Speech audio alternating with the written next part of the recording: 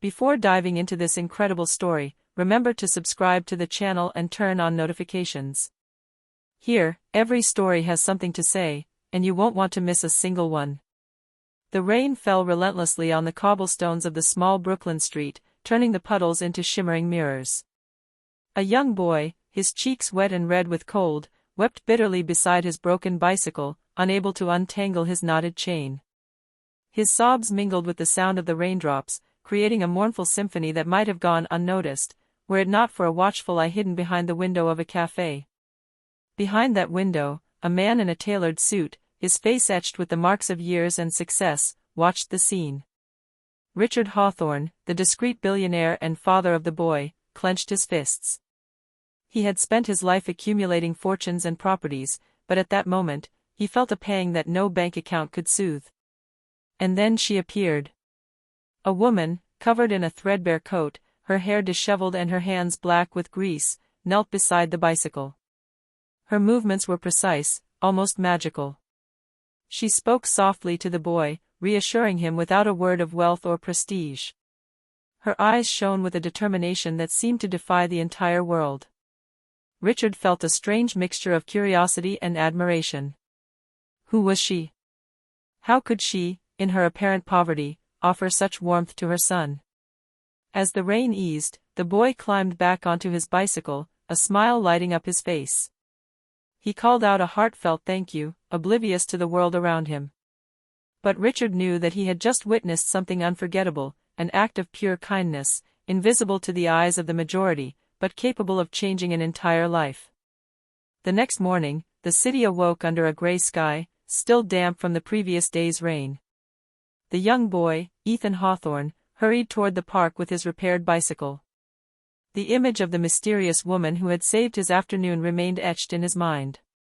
He didn't even know her name, but her smile and kindness seemed to have left an indelible mark.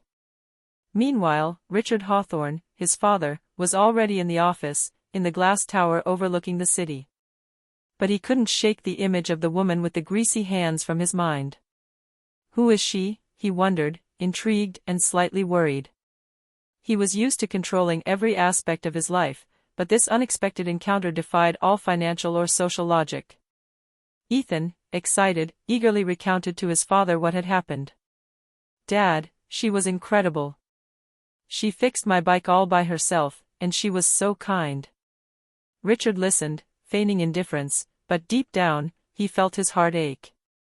He didn't just want to meet this woman, he wanted to understand her generosity, what lay behind this quiet courage that was anything but ordinary. That afternoon, Richard made an unexpected decision. He asked his assistant to find the woman, wherever she might be. His instinct told him that this encounter was no coincidence. A few hours later, the park gate opened to reveal a familiar figure, the homeless woman, holding a small bag of clothes and a tool. She looked up and saw Richard, the billionaire, for the first time. A heavy silence settled in. Neither Ethan, nor the woman, nor Richard spoke.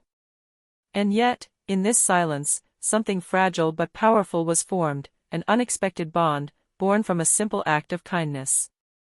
As Richard cautiously approached, the woman offered a shy smile.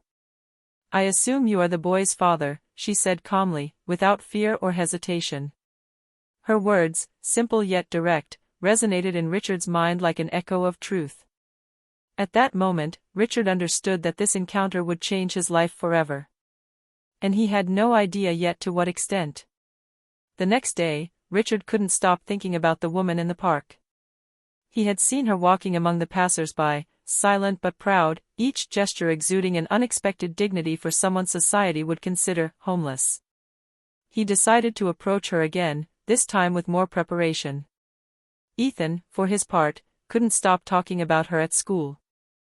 "Her name is, I don't know yet. But she's incredible." Richard smiled discreetly. His son was right, there was something special about this woman. That evening, Richard made a bold decision. He sent a message to one of his contacts in the neighborhood to locate the woman. A few hours later, he found her in a small alley, sitting on an old cardboard box, repairing a rusty bicycle that another child had abandoned. "Hello," Richard said softly. I'm Richard Hawthorne. I believe you know my son. The woman looked at him, wary but calm. Her dark eyes were filled with curiosity as much as caution. Yes, I know Ethan, she replied.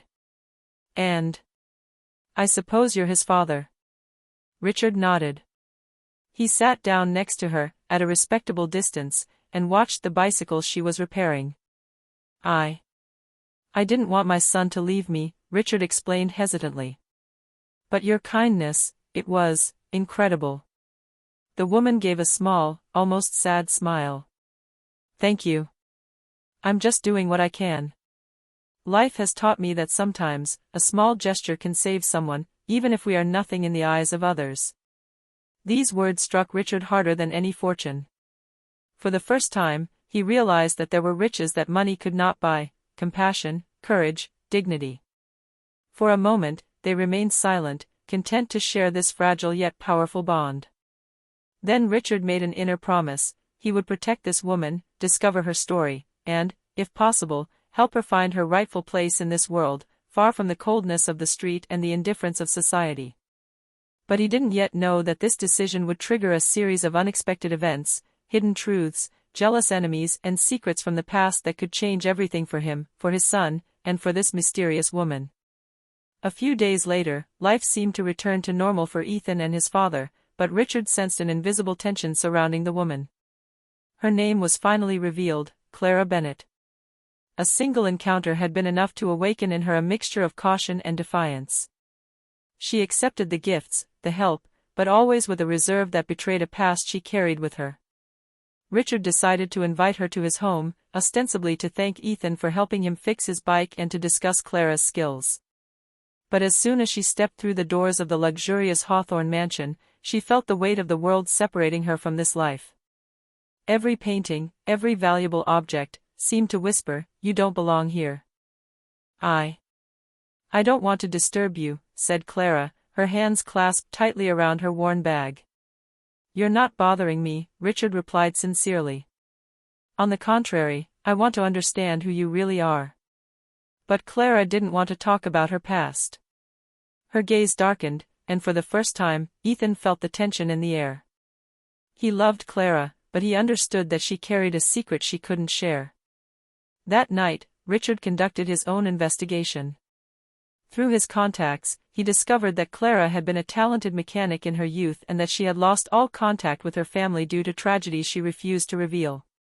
She had chosen the streets, not out of weakness, but out of necessity, to survive and protect someone, a detail that would remain a mystery for a long time. The next day, a rumor spread through the neighborhood. Some seemed jealous of the attention Richard was paying to Clara. Hostile glances, whispers about her, everything was beginning to create a sense of underlying danger. Richard understood that his decision to help her would not be without consequences. Ethan, for his part, simply wanted Clara to stay with them, to free her days from fear and loneliness. But Clara knew that accepting this help meant opening a door to a world she had always rejected. And behind every smile she gave the boy lay a burning question: could she truly trust this millionaire father and this world from which she had always been excluded? As night fell on Manhattan, an unsettling feeling settled in the air. Clara's past was ready to resurface, and with it, truths that would shatter everything the Hawthornes thought they knew. A few days later, the pent-up tension exploded. Clara had agreed to stay at Hawthorne Manor, but her nights were haunted by memories she had never dared share. An old enemy, jealous of her talent and courage, had discovered her past and threatened to reveal everything. One evening, while Ethan was playing in the garden, Clara received an anonymous message: "Everyone will know who you really are." Her heart sank. She knew Richard and his son deserved the truth, but exposing her past could put them in danger. She hesitated, torn between fear and honesty. Richard, noticing her distress, approached gently. "Clara, I know you're hiding something. But I want you to know, you're not going anywhere. You helped my son, you changed our lives, and I won't let anyone hurt you." Clara felt tears welling up. She understood that she could finally allow herself to reveal what she had kept hidden for so long. I never wanted my past to affect you," she began. "I was a mechanic in a shop, but debts and threats destroyed my life. I chose the streets to survive and to protect someone I couldn't abandon. Richard listened to her, silent but attentive. Ethan, curious, approached and took her hand. The boy understood that Clara wasn't just a heroine to him that day in the park, but someone who had gone through hell to protect those she loved. The next day, the threats materialized when a former creditor of Clara's appeared at the manor's door, demanding money and an explanation. But Richard was not a man to be intimidated. Calmly and authoritatively, he ordered the situation resolved immediately, revealing his power and his determination to protect Clara. The creditor, impressed and frightened, walked away, leaving Clara stunned. She realized for the first time that she could count on someone who would not judge her for her past, but who would support her nonetheless. This confrontation forged an unbreakable bond between them. Clara, Richard, and Ethan now formed a strange but beautiful family, united by trust, respect, and gratitude. What life had thrown their way, they would transform into strength and happiness.